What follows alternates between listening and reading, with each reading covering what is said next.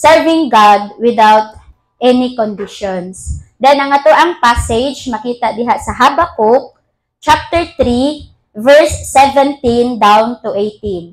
Habakkuk chapter 3 verse 17 down to 18.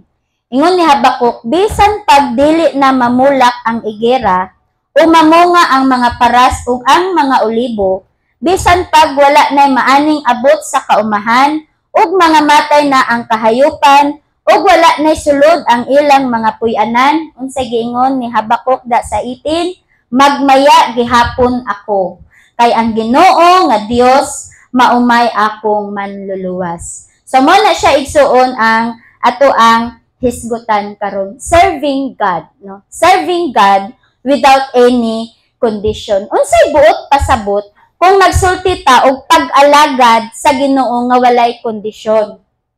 So nagpasabot ni siya igsuon sa buhat nga mapadayonon bisan sa kalisod. Then ingon po niya diri ang pag-alagad nga wala nagbase sa kung unsay naa sa iyaha. Kung maghisgot ang pag-alagad nga walay kondisyon, wala ni siya nagbase kung unsay naa diha sa iyahang kinabuhi. Then of course, ang klase nga pag-alagad nga matinumanon o mapadayonon bisag unsa nga mga circumstansya sa iyang kinabuhi, mopadayon siya kaysa unahan iyang gilantaw nga naaman ang Ginoo.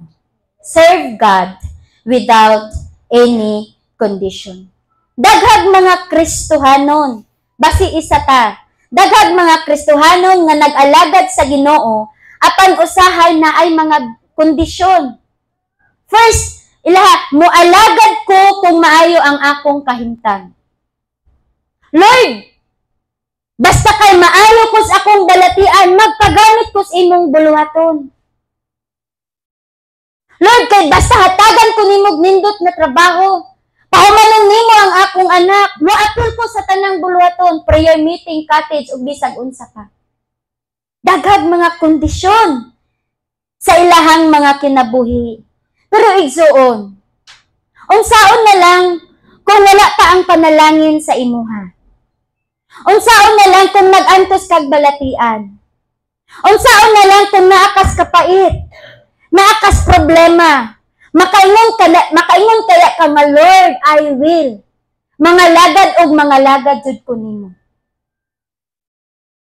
Ang ato ang passage karon, ang ato ang mensahe, nagtudlo og importansya, no? Kay kung atong tan-awon si Habakkuk sa ato ang passage, bisan pag wala nay ani, bisan pag naa sa kagutom, pero ang iyahang kinabuhi, wala siya magreklamo diha sa ato ang buhi nga Dios, wala siya maghunong sa pag-alagad, kay diha sa verse 18, nakita niya nga ang iyahang gialagaran Dios nga tag-iya sa iyahang kinabuhi, Savior sa iyahang kinabuhi. Wala siya nag-alagad sa kung unsay naa sa iyaha. But nag-alagad siya kay ang Ginoo takos alagaran. Mo na ang naa sa iyaha nga kinabuhi, sa kinabuhi ni Habakkuk. Then when it comes sa life ni Job, a very familiar sa tua, si Job nawad-an og anak. Daghan ang iyahang mga kabtangan nga wala. Unya napag yun naabot nga balatian sa iyahang panglawas. Pero nakita ba nato nga si Job iyang gisalikway ang Ginoo? Wala. Bisan sa iyahang situations, wala niya gisalikway ang Ginoo, padayon siya sa pag-alagad. Ningon pa gani siya sa Job 1:21, ang Ginoo mao ang naghatag ug ang Ginoo usab ang magkuha. Busa ang iyang ngalan dalaygon. Even sa iyahang situations, wala siya nitalikod sa Ginoo, wala siya nagreklamo, but instead iyang gidayeg ang Ginoo sa iyahang kinabuhi. This afternoon, nganong kinahanglan ta mag-alagad sa Ginoo nga walay kondisyon? First, ngato ang hinumduman kay ang Ginoo worthy siya. Mugid na siya ang first reason igsuon nga sa ato ang pagpangalagad dili na nato kinahanglan pag mga kondisyon. Kay ang Dios nga imong gialagaran, Dios nga akong gialagaran, takos siya. Dili lang tungod sa mga panalangin. kundi tungod sa iyang pagkabalaan o sa iyang gugmang way paglubad nga padayon niyang gipasinati para nimo o para nako. Siya ang Dios nga gamhanan. Tanan sa ato ang mga panginahanglanon, tanan nga gitinguha nato sa matag usa nato ka mga kinabuhi, dili nato makaplagan dinhi sa kalabutan bat diha lamang sa presensya sa atong buhi nga Dios. That's why dili na ta magpariho atong uban nga sa ilang pagpangalagad napay mga kondisyon. Alagad ta, be positive. Mahimo tang positibo nga so ang pagsunod diha kang Kristo sa ato ang pag-surrender sa atong kinabuhi bisag unsa man nga mga pagsulay maging positive ta nga ang Ginoo dili ta niya pasagdan kay iyang promiso. Hebrews 13:5 I will never leave you nor forsake you. Tan-awon gud nato ang kaayo sa Ginoo. Since January 1, 2025 up to this bulan sa August. Magsira naman kita sa bulan of August. Daghan kayo tag mga naagian nga mga kalisdanan sa kinabuhi, kalisod, problema, balatian, pero gipasagdan bata sa Ginoo? Gitalikdan bata sa Ginoo? Wala. Why? Because of His great love. No, ang iyahang dakong gugma nga kanunay nga iyang gipasinati para nimo o para nako. That's why walay rason nga dili nato siya alagaran sa matag usa nato ka mga kinabuhi. Mo na siya ang first main point. Nganong kinahanglan ta mag-alagad nga walay kondisyon tungod kay siya ang Ginoo nga takos mudawat sa tanan natong mga pagdaig. Then ikaduha, panahon sa kalisod diha nato masinati ang iyang pagkamaayo. Panahon sa kalisod, diha nato masinati ang iyahang pagkamaayo. Diba? Panahon nga walang-wala na ta. Di ta kadaloon sa atong buhaton, kay dako kayo nga mga pagsulay nga niabot sa atong kinabuhi. Igsuon, wala gyud ta gipasagdan sa Ginoo. Padayon. Tao mo pakya sa iyahang saad, but remember our God. Kung unsa man ang iyahang promiso kanato nga dili ta niya pasagdan ato gyud nang kuptan. Nga until the end sa ato ang breast, sa ato ang gininhawa, dili gyud ta pasagdan sa Ginoo. That's why kung natay mga problema, ayaw na i-post sa Facebook. But instead, iduol sa Ginoo, ihatag sa Ginoo ang tanan in what way? Prayer. No? I-surrender sa Ginoo, ihilak ang tanan nga Lord, dili na nako kaya. Give me strength. Taga ikong kusog, Ginoo, kay ikaw ang akong kusog. Lord, ikaw ang akong tanan. Diba? Ma-amaze ka sa kaayo sa Ginoo sa imong kinabuhi, sa akong kinabuhi.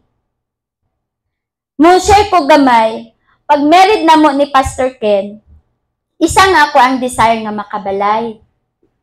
No? Sige yung kong ingon sa iya ha, nanabitaw kayuta, patukuri kong balay. So, ingon niya nga, maghulat sa taog financial. Dugay, yung kong sig-pray sa Ginoo, Lord. Ikaw na ang bahala. Mo yun na ako ang gusto. 2023, gigrant ni Lord ang ako ang gihangyo diya sa iya. Nakatukod mig simple kayo nga balay, no? Simple og wala nako damhan. Kay nag-expect ko kanilaging parehaan ng pastora. So ay dili na gyud siguro kasakay kadtong lain nga mga naso sa gawas, no? Pero praise the Lord. Sa ako ang pagkapastora nakaadto ko og nakasakay airplane, ano ba, naka-experience. So dili nato limitahan. No, ang kaayo, ang pagkagamhanan sa Ginoo sa atong matag usa ka mga kinabuhi. We always remember, panahon sa atong kalisod, ayaw kabalaka tungod kay ang Ginoo naa og naa gayon. Naa gyud siya igsuon nga mutabang, naa gyud siya nga muhupay sa ato ang mga kasakit, basta ang ato lang buhaton moampo ta diya sa iyaha, i-acknowledge nato siya nga dili nato kaya kung wala siya. Then, Nganong kinahanglan ta mag-alagad nga walay kondisyon? Kay ang very number 3 ingon siya, ang Ginoo mo reward sa taong matinumanon. Take note, taong matinumanon.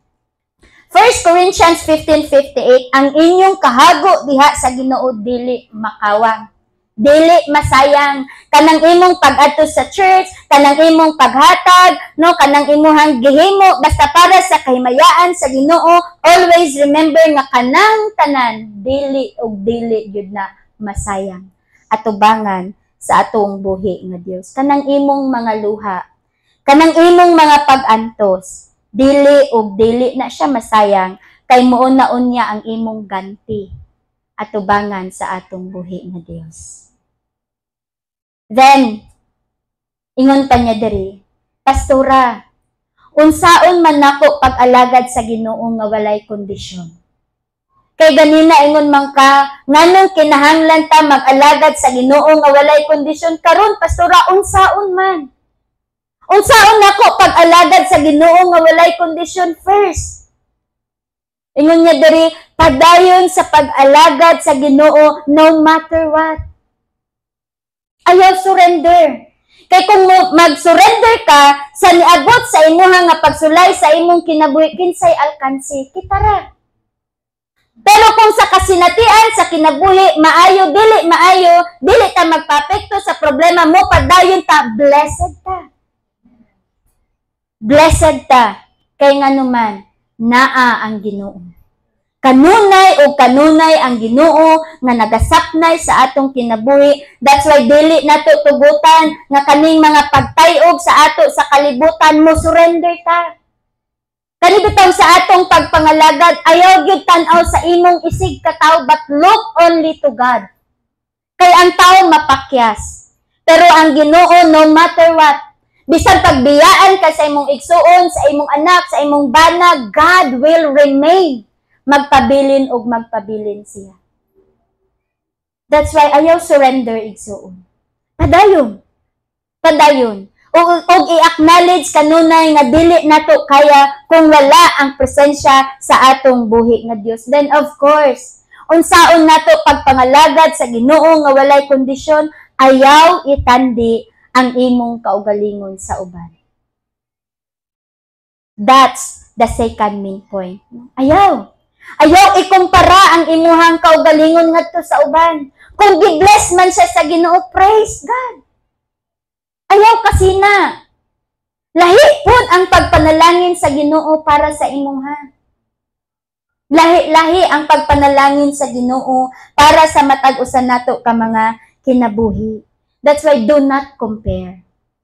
Ngano man to siya, uy, no, nga dili man kayo faithful, pero nganong mas dagan man siya blessing. Ako gani nga halos-halos, do not. Ayaw ikumpara ang imuhang kaugalingon ngadto sa uban. Then of course, himoa ang Ginoo nga sentro sa imong kinabuhi. Pinakasekreto igsuon nga sa atoang pagpangalagad, dili na ta kinahanglan og kondisyon, tuguti nga ang Ginoo, si Ginoong Hesukristo mao'y sentro sa imong kinabuhi. Kung ang Ginoo mao'y sentro sa atong kinabuhi, dili ka mohunong bisan og mawala ang tanan. Bisan pag mawala kung unsa ang naa nimo, dili og dili nimo talikdan ang Ginoo.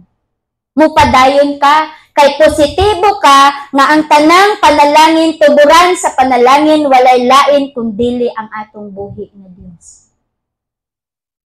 That's why kaning atong pagsunod, pag-surrender sa ato ang kinabuhi diha kang Kristo, dili lalim. Daghan kayog mga pagsulay nga ato ang masinatian. Pero we must be positive. No, nga kung unsa man kadaghan ang problema, gamay ra na siya atubangan sa Ginoo. Mas dako og gamhanan ang Dios nga atong gialagaran. So ayaw kabalaka, pangalagad.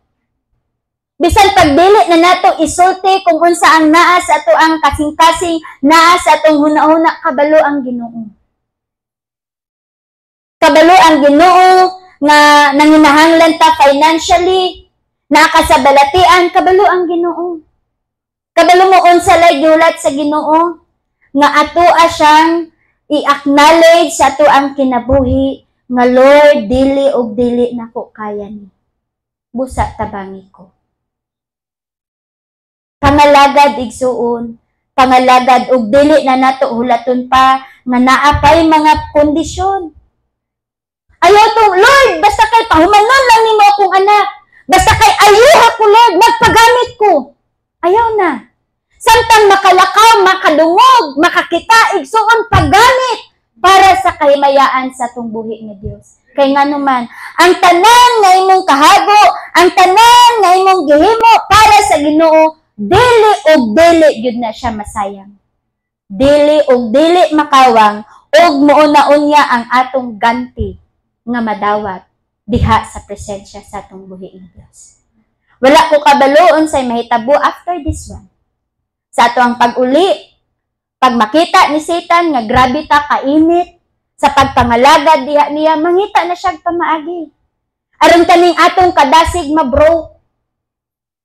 Mangita na siya pamaagi, pwede niya gamiton ang imong anak, ang imong asawa, ang silingan, pwede kayo. Then, paano nato masugakod ang kana nga mga pagsulay, duol og tutok kanunay sa Ginoo. Wala gyud tay laing duulan igsuon, but God. Sa unsang pamaagi, mo nato kaganina nga mag-ampo ta og atong yung ilhon sa matag usa nga Lord, I am nothing without you. Be positive nga sa ato ang pagpangalagad ayaw naghulat sa mga kondisyon kay ang ato ang Dios gamhanan, tuburan sa ato ang mga panginahanglanon, siya ang ato ang healer. Panahon sa mga balatian, naa siya. Ang ato alang is duol lang gyud ta diha niya.